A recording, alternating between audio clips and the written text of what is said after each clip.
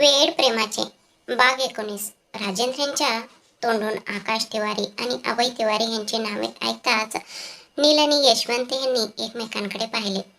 नील तिवारीवर संतापाने धुमसतच होता. राजेंद्र त्यांचे बोलणे ऐकल्यानंतर नील राजला फोन करणारच होता. तेवढ्यातच अगदी त्याच क्षणी राजचा फोन आला. राज नीलशी बोलला, आम्हाला रिया सापडली आहे. तिच्या फोनचे लोकेशन सक्सेसफुल ट्रॅक करण्यात आले आहे. मी सध्या त्याच ठिकाणी उपस्थित आहे. तू तिथे सांभाळ. इथेही आता मुसळधार पाऊस पडण्याची चिन्हे आहेत. मी आता फोन ठेवतो असे म्हणून त्याने फोन कट केला.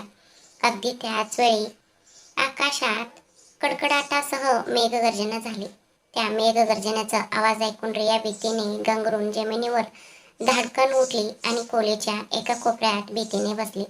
दरम्यान नील यशवंत यांच्याकडे गेला आणि म्हणाला, मामा, रिया सापडली आहे. हे ऐकताच राजेंद्र धावतच नीलकडे आले आणि त्याला विचारले, बाळा, तुला खरोखरच माहीत आहे का की रिया कुठे आहे? मी तुला हात जोडून विनंती करतो, प्लीज मला तिथे घेऊन चल. नीलने राजेंद्र यांचे जोडलेले हात हळुवारपणे खाली केले आणि त्यांना धीर देत म्हणाला, अहो काका, काळजी करू नका. आम्हाला रिया सापडली आहे. प्लीज स्वतःला उगाच त्रास करून घेऊ नका. पण राजेंद्र यांनी मात्र आग्रह धरला, नाही बाळा, जोपर्यंत मी रियाला माझ्या स्वतःच्या डोळ्यांनी पाहत नाही तोपर्यंत मला क्षणभरही चैन पडणार नाही. हे ऐकून नील केवळ म्हणाला, ठीक आहे, आणि बाहेर जाण्यासाठी वळला. परंतु तो निघणारच इतक्यात बाहेर मुसळधार पाऊस सुरू झाला. मिस्टर यशवंत राजेंद्र यांच्याजवळ गेले आणि म्हणाले, दादा, प्लीज शांत व्हा. माझा मुलगाही तिथेच गेला आहे आणि पोलिसही घटनास्थळी उपस्थित आहेत. ते रियाला नक्कीच सुखरूप परत घेऊन येतील. चला खाली बसा. हे ऐकून अनिच्छेने आणि जड अंतकरणाने राजेंद्र यांनी खाली बसले. दरम्यान राज पावसात पूर्णपणे भिजून गेला होता.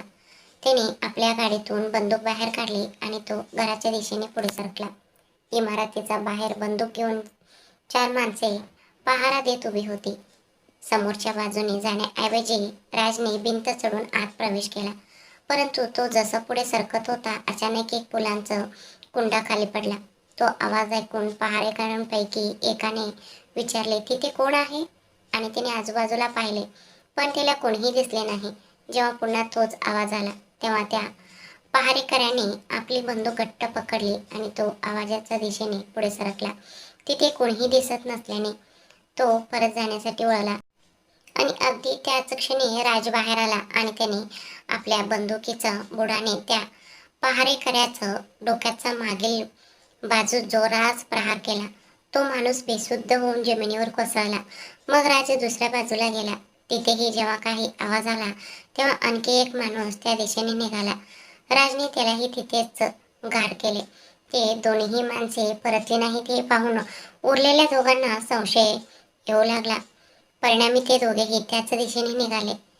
या संधीचा फायदा घेत राजने चपळाईने दरवाजातून आत प्रवेश केला आणि तो खोलीत शिरला.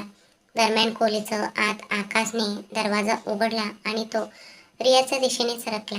त्याने मद्यपान केले होते.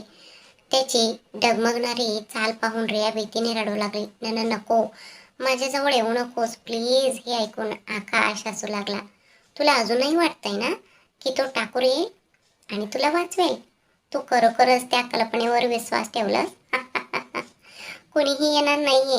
हे ऐकून रियाचं संयमाचा बांध अखेर फुटला. तिला अत्यंत असहाय्य आणि असुरक्षित वाटू लागले. आता तर तिला स्वतःलाही असे वाटू लागले होते की तिच्या मदतीला कोणीही येणार नाही. मग वडिलांचा विचार करत रिया रडू लागली आणि तिच्या चेहऱ्यावरून अश्रू वगळू लागले. आकाशने तिच्या शरीराकडे वासनेने भरलेल्या नजरेने पाहिले. मग तो तिच्या आणखी जवळ सरकला आणि थेट तिच्या अंगावर वाकला. रिया तिथेच निष्प्राण अवस्थेत पडून होती. ती छताकडे शून्य नजरेने पाहत होती, जणू काही तिच्या शरीरातील जीव संपून गेला होता. आकाशने हात पुढे केला आणि एका हाताने तिच्या चेहऱ्याला स्पर्श केला. मग आपला हात आणखी पुढे करून त्याने रियाचा दुपट्टा तिच्या गळ्यावरून ओढून काढला आणि बाजूला फेकून दिला. तो तिच्या अंगावर वाकणाराच होता.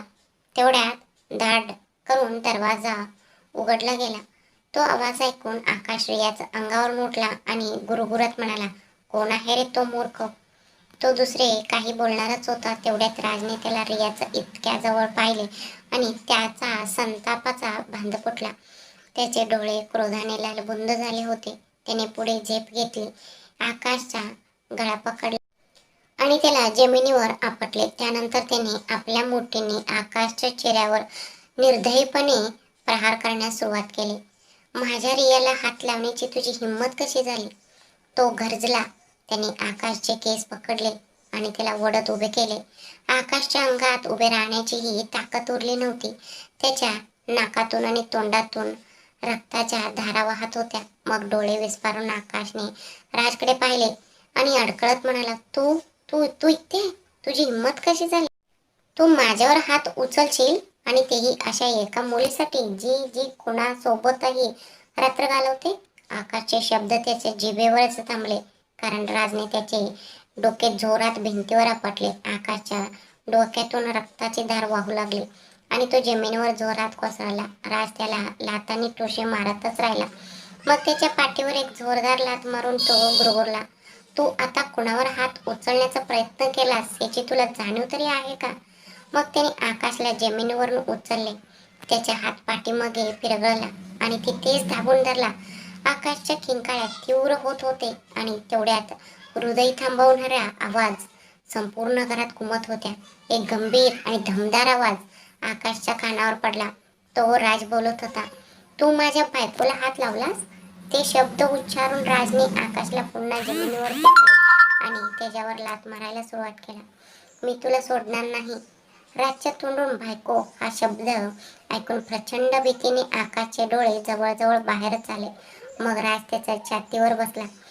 तो त्याला न थांबता कंटिन्यू बुक्केवर बुक्के घालत राहिला. त्याचे डोळे रक्तासारखे लाल झाले होते. तो इतक्या प्रचंड क्रोधाने पेटून उठला होता की त्याने त्याच क्षणी आकाशचा जीव सहजपणे घेतला असता. अगदी त्याच वेळी पोलिसांचा सायरनचा आवाज घुमला आणि राजचे विचार पुन्हा रियाकडे वळले. त्याने आकाशवर एक नजर टाकली. तो जमिनीवर रक्ताने माखलेला निष्प्राण अवस्थेत पडला होता. त्याची स्थिती इतकी बिकट होती की त्याला साधे उठून उभे राहणेही शक्य नव्हते. राज उभा राहिला. त्याने आकाशच्या पोटात एक शेवटची जोरदार लाथ हाणली आणि म्हणाला, जर तू माझ्या रियाला किंचितही दुखापत केला असतास तर तुला पुन्हा कधीच सूर्यप्रकाश पाहता आला नसता. पण तुझ्यासारख्या गटारीतलं घाणेरड्या किड्याला मारून मला माझे हात विटाळायचे नाहीत. हे शब्द म्हणत तो रियाच्या दिशेने चालत गेला. ती बेडवर एखाद्या निर्जीव बाहुलीसारखी बसली होती आणि भाऊ शून्य नजरेने जमिनीकडे एकटाक पाहत होती. झटापटी दरम्यान तिचे कपडे विस्कळीत झाले होते. त्यामुळे जमिनीवर पडलेला तिचा दुपट्टा त्याने उचलून घेतला आणि तो तिच्या खांद्यावर व्यवस्थित टाकून दिला. त्यानंतर रियाला आपल्या कवळ्यात उचलून घेत तो तिला घेऊन बाहेर पडला. तिथे पोलिसांचा संपूर्ण ताफा त्यांची वाट पाहत उभा होता. पोलीस आयुक्तांना पाहताच राज म्हणाला, याला जामीन मिळता कामा नाही. याच्यावर अपहरण, बलात्काराचा प्रयत्न आणि त्याही पुढे जाऊन खुनाचा गुन्हा दाखल करा. ही आज्ञा देऊन तो त्या ठिकाणावर निघून गेला. मुसळधार पावसात चिंब भिजत तो आपल्या गाडीपर्यंत पोचला. दरम्यान पोलीस पथकाने आकाशला ताब्यात घेतले आणि तिथून निघून गेले. मुसळधार पाऊस पडत होता. मुसळधार पावसात पूर्णपणे भिजलेला राज गाडीजवळ आला. मग त्याने रियाला गाडीत बसायला सांगितले.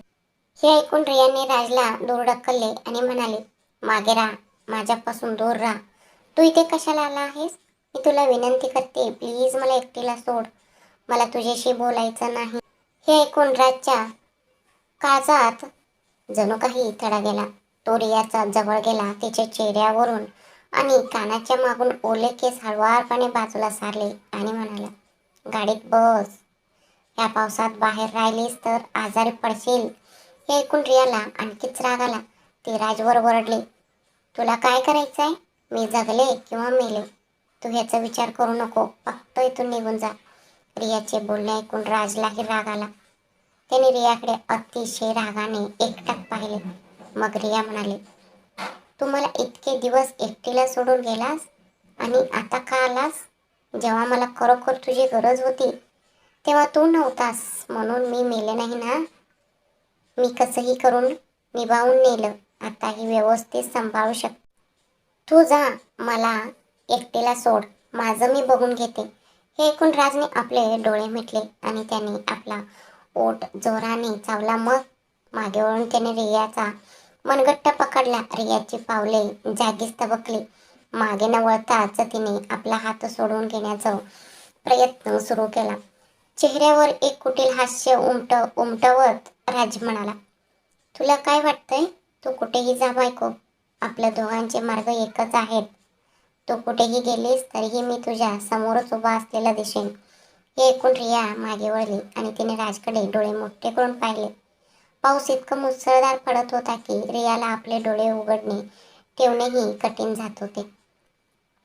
राजच्या पकडीतून आपला हात सोडवून घेण्यासाठी ती धडपड करत असतानाच त्याने तिच्याकडे पाहिले आणि हुकूम दिला, गाडीत बस. अगदी शांतपणे. तेवढ्यात अडकळत रिया म्हणाली, मी तुझ्यासोबत येणार नाही. त्यावर राजने रियाला उचलून आपल्या कवळात घेतले. मला सोड ठाकूर साहेब, प्लीज. हां, मला तुझ्या तोंडून नेमकं हेच ऐकायचं बाकी होतं. तो पुटपुटला आणि गाडीचा दरवाजा उघडला. रियाला समोरच्या सीटवर बसवले. दरवाजा लावून घेतला. स्वतः ड्रायव्हरच्या सीटवर बसला आणि गाडी पुढे सरकली. रियाने तत्क्षणी दरवाजा उघडण्याचा प्रयत्न सुरू केला. राजने एका हाताने त्याचा मनगट पकडला. मग दुसऱ्या हाताने स्टेअरिंग व्हील वापरून गाडीचा वेग वाढवला. पुढच्या रस्त्यावर नजर फिरवत तो जड आवाजात रियाला म्हणाला, नील किंवा तुझ्या वडिलांना फोन करून सांग की आम्ही 2 तासात घरी येऊ. रियाचे डोळे मोठे झाले आणि तिने राजकडे बघत विचारले, माझे वडील आले का? ते खूप काळजीत असतील. प्लीज मला घरी नेऊन सोडा. राजने तिच्या बोलण्याकडे लक्ष न देता तिचा हात सोडला आणि नीलला फोन करून स्पीकरवर ठेवला. राजचा कॉल पाहून नीलने यशवंत यांच्याकडे पाहिले आणि यशवंत यांनी त्याला फोन स्पीकरवर ठेवायला सांगितले. नीलने फोन स्पीकरवर ठेवला आणि म्हणाला, राज, रियाबद्दल काही कळालं का? तेव्हा पलीकडून राजचा आवाज आला, हो, रिया ठीक आहे. ती माझ्यासोबत आहे. आम्ही पावसामुळे रस्त्यात अडकलो आहोत. आम्ही पाऊस थांबल्यावरच घरी येऊ. रिया ठीक आहे ना? हो, ती ठीक आहे. पाऊस थांबल्यावरच आपण परत येऊ. राजेंद्र यशवंत यांच्याकडे पाहत फोन हातात घेत ते राजला म्हणाले, बाळा, जरा रियाला फोन देशील का? हे ऐकून राजने फोन रियाच्या हाती दिला. वडिलांचा आवाज ऐकताच रियाला रडू कोसळले. राजेंद्र यांच्या डोळ्यातही अश्रू थरारले. मग त्यांनी स्वतःला सावरले, रियाला शांत केले आणि म्हणाले, मी इथेच आहे बाळा. तू अजिबात काळजी करू नकोस. पाऊस थांबेपर्यंत थांब आणि मग ये. त्यांचे बोलणे जेमतेम संपले होते तोच रिया काहीतरी बोलू लागले. पण राजने तिच्याकडून फोन परत घेतला आणि मध्येच म्हणाला, अंकल, मी तिच्यासोबत इथेच आहे. तुम्ही प्लीज काळजी करू नका. रिया सुखरूप घरी पोहोचेल ह्याची मी खात्री करेन. मी आता फोन ठेवतो. मग राजने गाडी दुसऱ्याच एका रस्त्याकडे वळवली. हे पाहून रियाने विचारले, तू मला कुठे घेऊन चालला आहेस? बघ ना, बाहेर किती जोराचा पाऊस पडतोय. आपण गाडी बाजूला घेऊन इथेच थांबायला हवं. पण राजला तिचे बोलणे ऐकूच आले नसावे असे वाटले. मी तुला काहीतरी विचारते, तू माझे ऐकत का नाहीस? तिचे वाक्य पूर्ण होण्याआधीच तिचा आवाज गळ्यातच अडकला, कारण राजने आपली गाडी थेट त्याच्या फार्म हाऊस समोरच थांबवली होती. एका क्षणाचाही विलंब न करता त्याने रियाचा हात पकडला आणि तिला आपल्या मांडीवर ओढून घेतले. मग एका सेकंदाची उशीर न करता त्याने तिचे तरतरते गुलाबी ओठ आपल्या ओठात टिपले.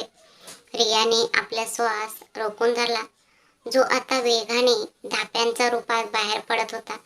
आणि तिने राजपासून दूर होण्याचा प्रयत्न केला, पण राजच्या पकडीतून स्वतःला सोडवणे तिला अशक्य होते.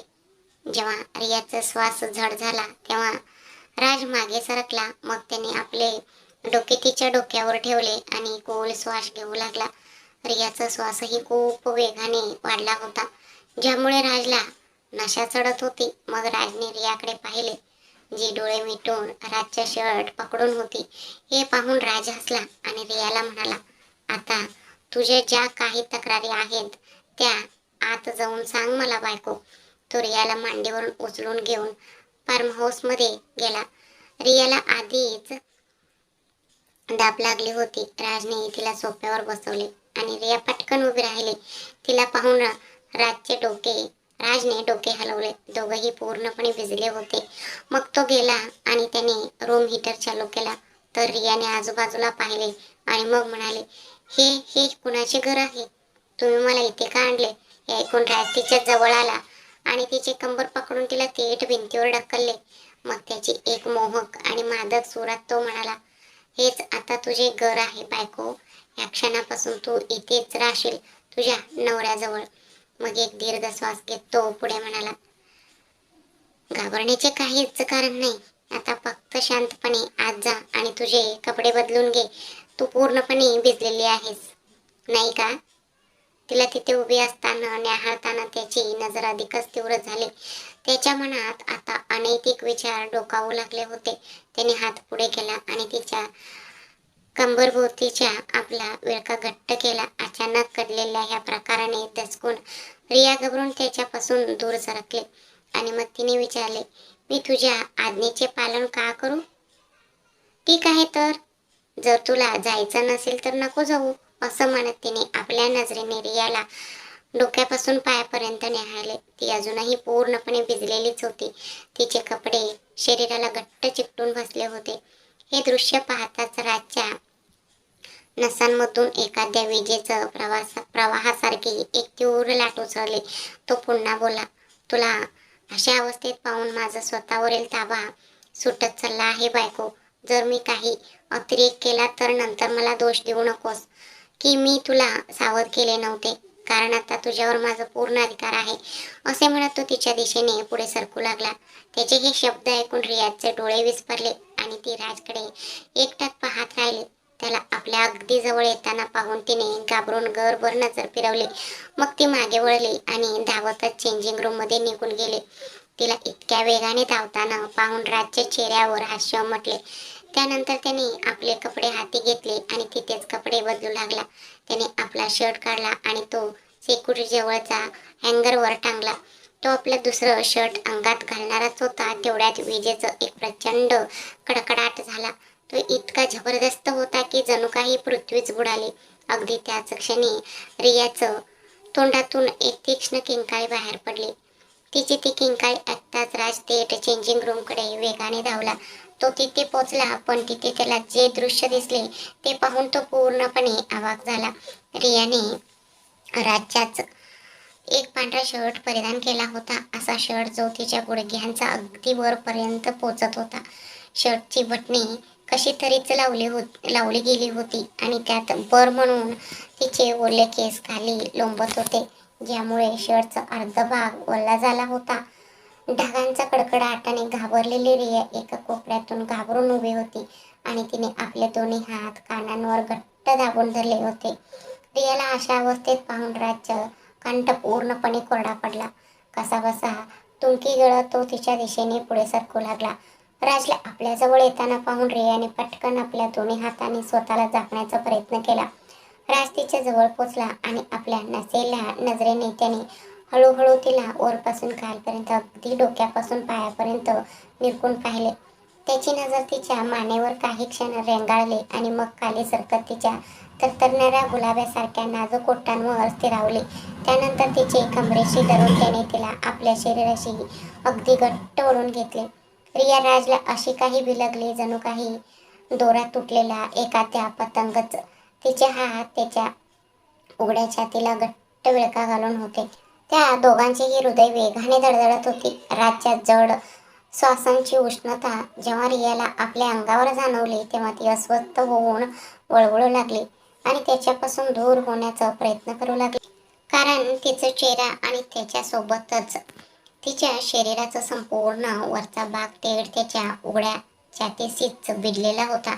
या स्पर्शाने तिच्या संपूर्ण शरीरात एक विलक्षण संवेदना लहरीप्रमाणे पसरली आणि त्यासोबतच तिच्या अंगावर थरारांच्या लाटाही उमटू लागल्या.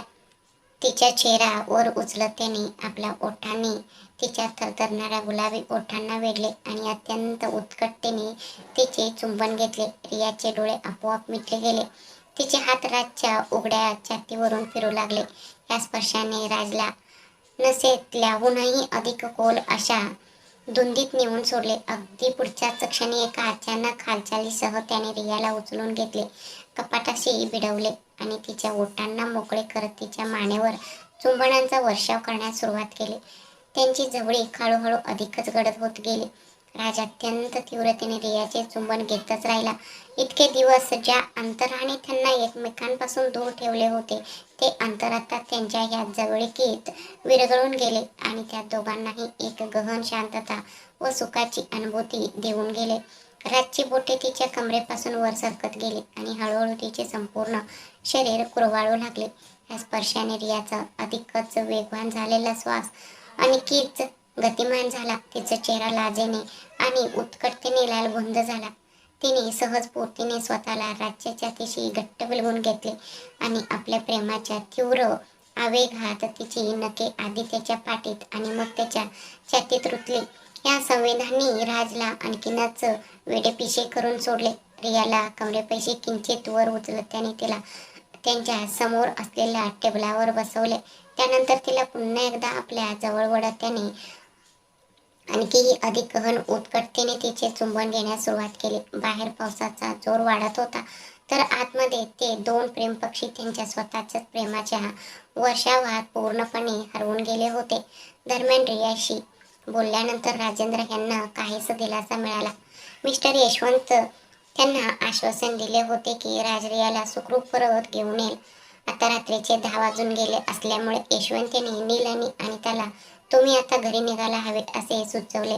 मात्र शिवम आणि त्यांच्या वडिलांनी त्यांना थांबवले. बाहेर खूपच मुसळधार पाऊस पडत आहे. दादासाहेब, प्लीज आजची रात्र आमच्याच घरी मुक्काम करा. त्यावर अनिता म्हणाली, नाही दादा, घरी आई बाबा अगदी एकटेच आहेत. आम्ही तुम्हाला भेटायला पुन्हा कधीतरी येऊ. शिवाय रियाला भेटण्यासाठी आम्ही उद्या पुन्हा इथेच येणार आहोत. त्यामुळे आता आम्ही सर्वांनीच निघणे भाग आहे. कृतज्ञतेने हात जोडून ते बाहेर पडले. बाहेर अजूनही मुसळधार पाऊस पडत होता. नीलाही बाहेर आला. मामीला मी लगेच परत येते असे सांगून निशा त्यांच्या मागोमाग बाहेर गेले. नील आपल्या गाडीजवळ पोचतच होता तेवढ्यात निशाने त्याचा हात पकडला आणि त्याला बाजूला ओढले. मग तिने त्याला घट्ट मिठी मारली. नील पूर्णपणे अवाक झाला. तो तिथेच डोळे विस्फारून निशाकडे एकटाक पाहत उभा राहिला. थँक्यू नील. जर तू आणि राज मदतीला नसता तर ती पुढच्या एखाद्या शब्द उच्चारणारच होती. तेवढ्या आत नीलने तिला फिरवले आणि हळूच भिंतीशी टेकवले. मग तिचे चेहऱ्यावर उचलून त्याने तिचं डोळ्यात पाहिले. निशानेही आपल्या अश्रूंनी भरलेल्या डोळ्यांनी त्याच्याकडे पाहिले.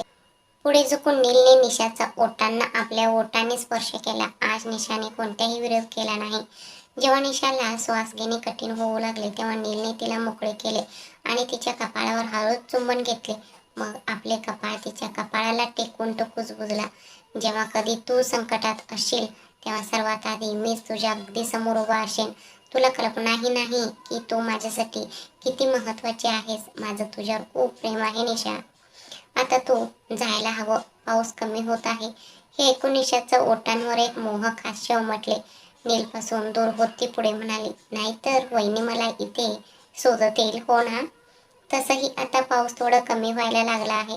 हे ऐकून नीलने निरोप घेतला आणि तो जायला वळला. पण समोरच नीलमला पाहून तो दचकला.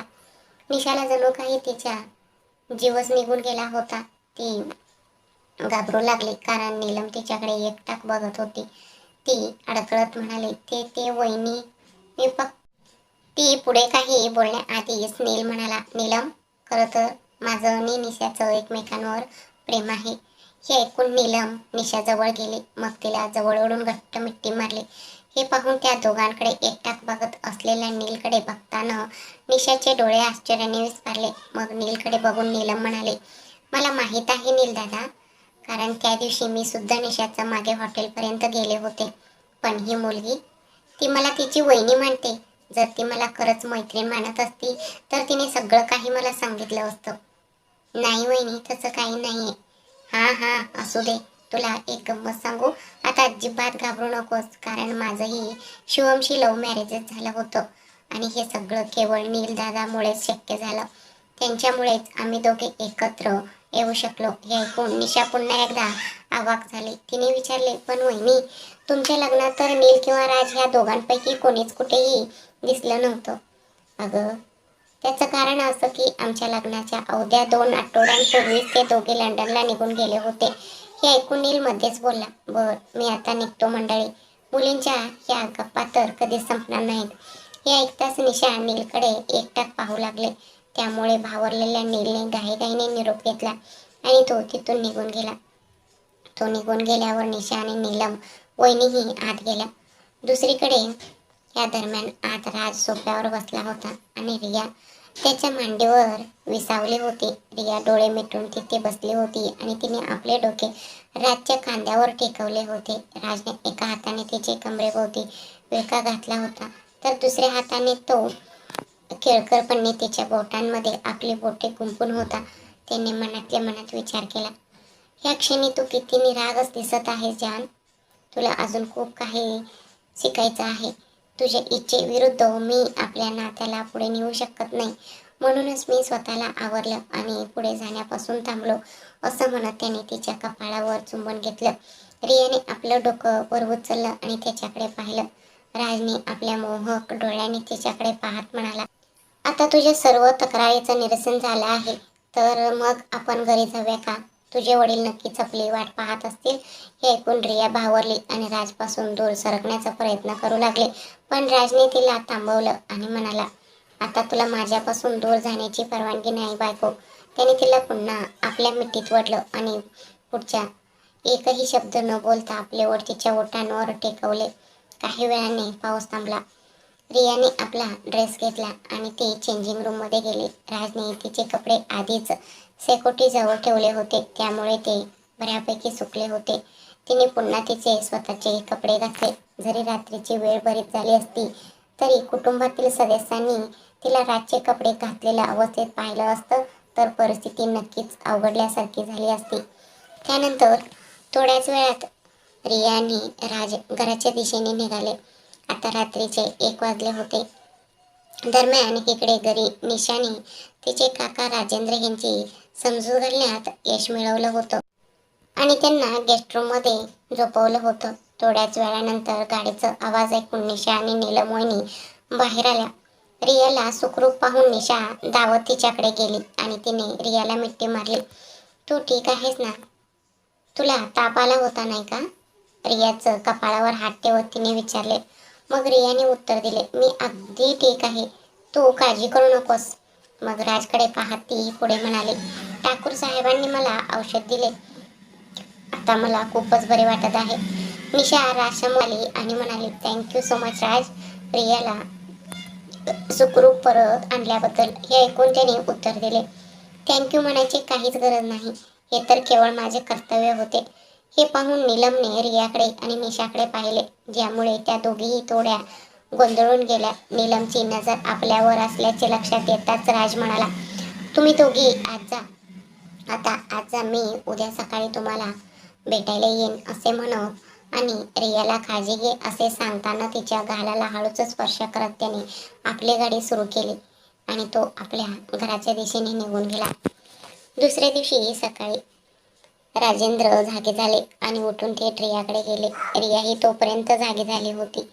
वडिलांना पाहताच तिने तत्क्षणी त्यांना मिठी मारली आणि ती रडू लागली.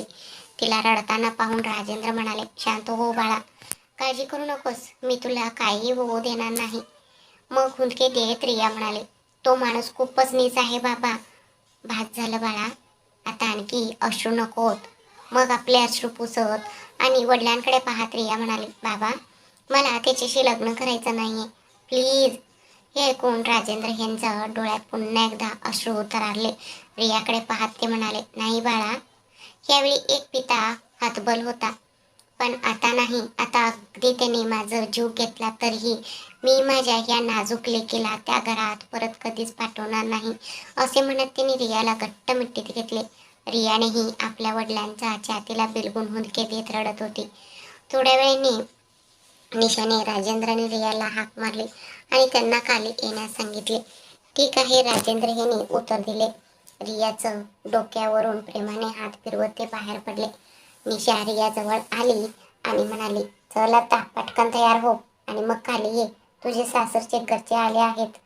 रियाने आश्चर्याने डोळे विस्फारले आणि ती निशाकडे एकटाक पाहू लागली. निशा हसली आणि म्हणाली, माझ्याकडे नंतर बघत बस, आधी जा आणि पटकन आवरून घे, नाहीतर तुझी सासूबाई स्वतःच वर येतील. चेहऱ्यावर हास्य ठेवून असे म्हणत ती खोलीबाहेर धावली. ती गेल्यावर रियाने क्षणाचेही विलंब न करता बेडवरून झेप घेतली आणि ती थेट बाथरूमकडे धावली. दरम्यान हॉलमध्ये अनिता, मिस्टर यशवंत आणि राजचे आजोबा रियाला भेटण्यासाठी आले होते. राजेंद्र पुढे आले, हात जोडून नमस्कार केला आणि म्हणाले, नमस्ते दादासाहेब. त्यानंतर अनिता आणि मिस्टर यशवंत यांनी देखील नमस्कार केला. अनिता विचारले, रिया आता कशी आहे दादा? त्यांच्या शेजारी बसत राजेंद्र यांनी उत्तर दिले, हो ताई, ती ठीक आहे. कालच्या घटनेमुळे ती फक्त थोडी घाबरली आहे. हे ऐकून अनिता आणि यशवंतनी एकमेकांकडे पाहिले. त्यानंतर पुढे काहीतरी बोलण्यासाठी अनिता यशवंत यांना नजरेनंच इशारा केली. मग राजेंद्रकडे वळून यशवंतनी म्हणाले, दादा, खरं तर आम्हाला तुमच्याशी आणखी एक विषयावर चर्चा करायची आहे. हे ऐकताच राजेंद्र यांनी यशवंत यांच्याकडे एकटाक पाहिले. यशवंत यांनी पुढे म्हणाले, तर आम्ही रियाचा हात मागायला आलो आहोत आमच्या मुलासाठी. अर्थात जर तुमची संमती असेल तर. त्यांचे बोलणे झमथम संपले होते तोच राजेंद्र एकदम उठून उभे राहिले. त्यांना उडताना पाहून सर्वजणही आपापल्या जागेवरून उठले. यशवंतनी पुन्हा बोलले, दादा, आम्ही तुमच्यावर कोणतेही दबाव टाकणार नाही किंवा तुमच्या इच्छेविरुद्ध हे प्रस्ताव तुमच्यावर लादणारही नाही. प्लीज आम्हाला समजून घेण्यासाठी थोडा वेळ घ्या. सर्व गोष्टींची चौकशी करा, लोकांकडे विचारपूस करा आणि त्यानंतरच जर तुम्हाला हे योग्य वाटले तरच तुमची मुलगी आम्हाला द्या. आम्हाला काहीच घाई नाही. तुमची मुलगी आम्हाला खूपच आवडली आहे. तिला आमच्या घरात सून म्हणून स्वीकारायला आम्हाला नक्कीच आवडेल. म्हणूनच आम्हाला तिला आमची सून बनवायची आहे. म्हणूनच आम्ही हा प्रस्ताव तुमच्या समोर ठेवला आहे. तेव्हा अनिता म्हणाली, प्लीज रियाला एकदा बोलवा. आम्ही निघण्यापूर्वी आम्हाला त्या मुलीला भेटायचं आहे. हे ऐकून राजेंद्र काहीतरी बोलणारच होते. तेवढ्यात मागून एक आवाज आला, बाबा. सगळे मागे वळून पाहू लागले. तिथे रिया उभी होती. तिने स्काय ब्लू कलरचा सूट घातला होता. तिचे केस मोकळे सोडलेले होते आणि कपाळावर एका लहान कड्याची टिकली होती. ती मुळातच सुंदर होती, पण त्या स्काय ब्लू कलरच्या सूटमध्ये ती खूपच सुंदर दिसत होती, अतिशय मनमोहक. तिच्याकडे पाहत राजचे आजोबा मनातल्या मनात विचार करू लागले, माझ्या नातवाच्या आवडीला दाद द्यायलाच हवी. वाव, त्याला तर स्वर्गातून आलेली एक परीच मिळाली आहे. तेव्हा रियाला पाहताच अनिता थेट तिच्याकडे गेली आणि तिला प्रेमाने मिठी मारली. मागे सरकून तिने स्वतःच्या डोळ्यातील काजळाचं एक हलकासा तर घेतला आणि हळुवारपणे रियाचं कानाच्या मागे लावले आणि तिच्या कपाळावर चुंबन घेतले. रियाने आपले डोळे मिटले आणि आदराने अनिताच्या पाया पडून आशीर्वाद घेतले. त्यानंतर सर्वांचे आशीर्वाद घेऊन शेवटी राजेंद्र यांच्या शेजारी उभे राहिले. यशवंतने रियाचं जवळ आले. त्यांनी हळुवारपणे तिच्या गालाला स्पर्श केला आणि म्हणाले, आता आणखी काळजी करू नकोस बाळा. त्या मुलाला आम्ही त्याची योग्य जागा दाखवून दिली आहे. आता तू तुझे शिक्षण, ते काहीही असो, अगदी शांत चित्ताने पूर्ण करू शकतेस. तुला काही अडचणी आल्या तर न संकोचता आम्हाला सांग. असे बोलताना त्यांनी प्रेमाने तिच्या डोक्यावरून हात फिरवला.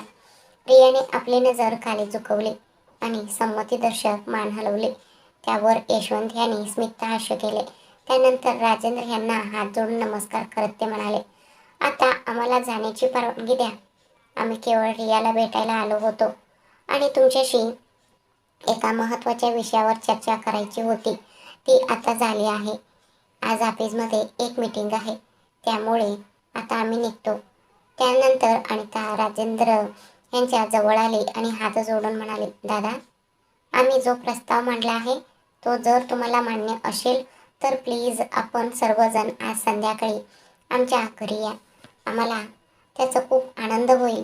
त्यानंतर ती रिया आणि निशाकडे गेली. त्या दोघींनाही प्रेमाने मिठी मारली आणि आपल्या घराकडे निघाले. रिया आणि निशाही वरच्या मजल्यावरील त्यांच्या रूमकडे गेल्या. ती निघून गेल्यावर राजेंद्र सोफ्यावर अंग टाकून बसले. त्यांना पूर्णपणे गोंधळल्यासारखे वाटत होते. त्याचवेळी निशाचे मामा आणि मामी तिथे आले आणि त्यांच्या शेजारी बसले. त्यांच्याकडे पाहत राजेंद्र म्हणाले, दीदी, त्यांना दुखवण्याचं आमच्यामुळेच हेतू नव्हता. केवळ त्यांच्याकडे पाहूनच कुणीही सांगू शकेल की ते खरोखरच अत्यंत सभ्य लोक आहेत. इतक्या प्रतिष्ठित घराण्यातील असूनही त्यांच्या बोलण्याच्या पद्धतीनंच त्यांचे खोल व रुजलेले संस्कार आणि उत्तम व्यक्तिमत्व दिसून येते. आणि काल रात्री त्यांच्या मुलाने माझ्या मुलीला सुखरूप घरी आणून सोडले. ते पाहता आहो त्या क्षणीच ते माझ्यासाठी देवापेक्षा कमी नाहीत. हे ऐकून निशाचे मामा म्हणाले, मग अडचण काय आहे राजेंद्र? तू ह्या स्थळाला सरळ होकार का देत नाहीस? माझ्यावर विश्वास ठेव. असे स्थळ केवळ खरोखरच नशीबवान लोकांनाच लाभते. राजसारखा मुलगा शोधूनही सापडणे कदाचित अशक्यच आहे. आपली रिया खरोखरच नशीबवान मुलगी आहे की असे एक उत्तम स्थळ चालत तिच्या दारापर्यंत आले आहे. मग काळजी करण्यासारखे यात काय आहे? नाही जिजू, तसे नाहीये. गोष्ट फक्त एवढीच आहे की त्यांची सामाजिक प्रतिष्ठा आणि संपत्ती आपल्यापेक्षा कितीतरी पटीने अधिक आहे. त्यांच्या दर्जाची बरोबरी करणे आपल्याला कदाचित शक्य नाही. तरीही त्यांनी माझ्या मुलीला आपल्या घराचं सून बनण्यास योग्य मानले. केवळ हीच गोष्ट माझ्यासाठी अत्यंत महत्त्वाची आहे. आणि रिया नशीबवान आहे हे खरे असले तरी तिच्या भविष्याबाबत कोणतेही निर्णय घेण्यापूर्वी तिची संमती घेणे मला अनिवार्य वाटते. हे ऐकून नीलम पुढे आली आणि म्हणाले, माफ करा काका, मी मोठ्यांसमोर बोलत आहे, पण माझ्यावर विश्वास ठेवा. राजदादा खूप चांगला आणि दयाळू माणूस आहे. तुम्ही कितीही शोधले तरी रियासाठी इतकं चांगलं माणूस तुम्हाला सापडणार नाही. तुम्ही आता रियाचं मत विचारा. जर ती तयार झाली तर आपण सगळे आज संध्याकाळी त्यांच्या घरी जाऊ. हे ऐकून निशाचे मामा राजेंद्रकडे बघून म्हणाले, नीलम बरोबर म्हणते. एकदा रियाला विचार, मग आपण सगळे आज संध्याकाळी त्यांच्या घरी जाऊ. हे ऐकून राजेंद्र यांनी होकारार्थी मान हलवत रियाच्या खोलीकडे गेले.